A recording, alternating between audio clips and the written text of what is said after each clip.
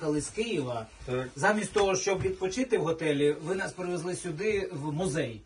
Для чого? Що ми будемо закопувати? Ви?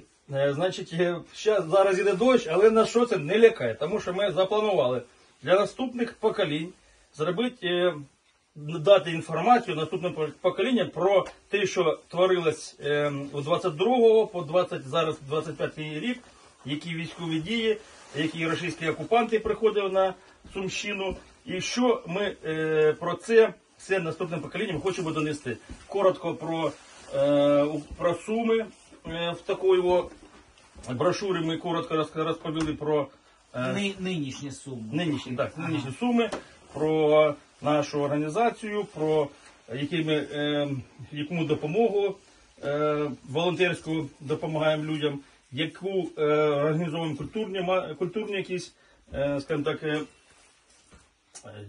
культурні Заходи. заходи. Якраз і стоять.